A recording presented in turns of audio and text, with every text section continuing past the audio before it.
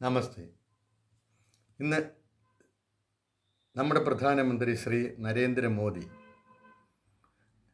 UAE-യിലെ അബുദാബിയിൽ ഒരു ഹിന്ദു ക്ഷേത്രം ലോകത്തിനായിട്ട് സമർപ്പിക്കുകയാണ്.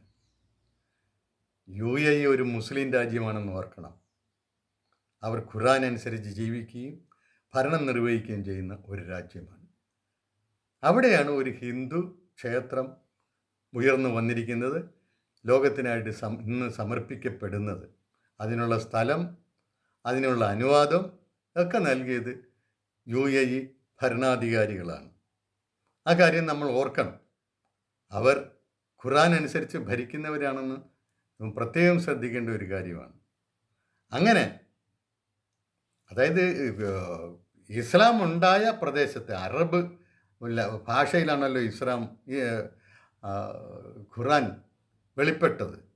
ആ രാജ്യത്ത്, അറബികളുടെ രാജ്യത്ത് ഒരു ഹിന്ദു ക്ഷേത്രമാകാം എന്ന അവസ്ഥയാണ് ഇപ്പോഴുള്ളത്. പക്ഷേ കേരളത്തിൽ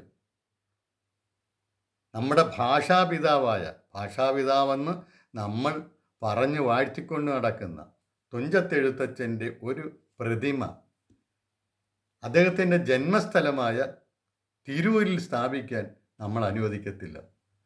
നമുക്കതിനുള്ള അനുവാദമില്ല.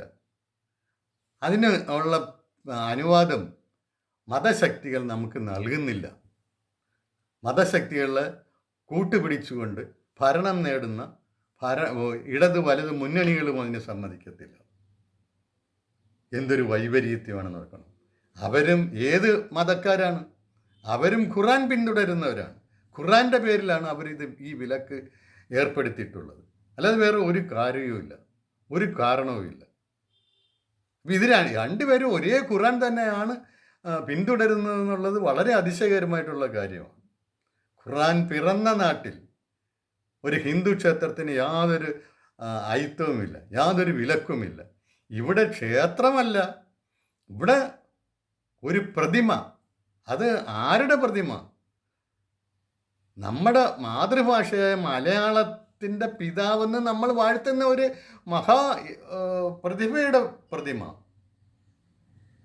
ഒരു മഹാനായ എഴുത്തുകാരൻ്റെ പ്രതിമ, മലയാളത്തിന് പിച്ച വെച്ച് നടത്തിച്ച ഒരു എഴുത്തുകാരൻ്റെ പ്രതിമ, അത് സ്ഥാപിക്കാൻ സമ്മതിക്കത്തില്ല. മലയാളികൾ എന്തിനു കൊള്ളാം? എന്ത് സാംസ്കാരിക ഔന്നത്യമാണ് മലയാളികൾക്കുള്ളത്?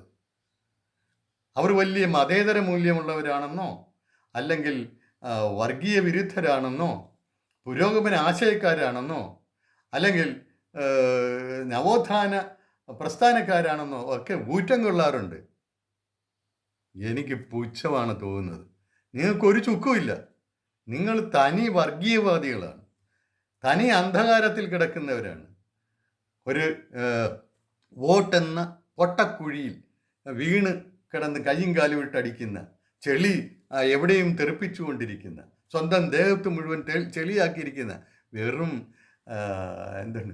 ഞാൻ വേറെ വാക്കുകളൊന്നും ഉപയോഗിക്കുന്നില്ല, വെറും മോശം ജന്മങ്ങളാണ് നിങ്ങൾ. മലയാളികളെന്ന് ഭയങ്കര ഇത് കേരളമാണ്, ഇത് മലയാളികളാണെന്നൊക്കെ പറയുന്നത് വെറും പാഴ്വാക്കുകൾ. നിങ്ങൾക്കൊന്നും അതിനുള്ള ഒരു അർഹതയില്ല, നിങ്ങൾക്ക് അതിനുള്ള വിലയുമില്ല. നിങ്ങളെക്കാൾ എത്രയോ മുന്നേറിയിരിക്കുന്നു ലോകം മുന്നേറുന്നത് നിങ്ങൾ കാണുന്നില്ല. ലോകത്തിനൊപ്പം സഞ്ചരിക്കാൻ നിങ്ങൾ തയ്യാറല്ല. നിങ്ങൾക്ക് എപ്പോഴും ഈ പൊട്ടക്കുഴി മതി. എന്തൊരു കഷ്ടമാണെന്ന് ഓർക്കണം. എന്നിട്ട് നിന്ന് വാചകവടിയാണ്, തള്ളാണ്. നാടൻ ഭാഷയിൽ പറഞ്ഞാൽ തള്ളാണ്. തള്ള് മാത്രമേ ഉള്ളൂ.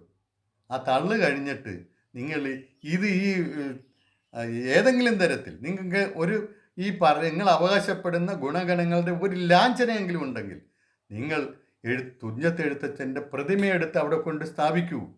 ആ പ്രതിമ നിർമ്മിച്ചിട്ട് എത്രയോ വർഷങ്ങളായി, എന്നിട്ട് അതിനെ സ്ഥാപിക്കാൻ പറ്റാതെ നടക്കുകയാണ്.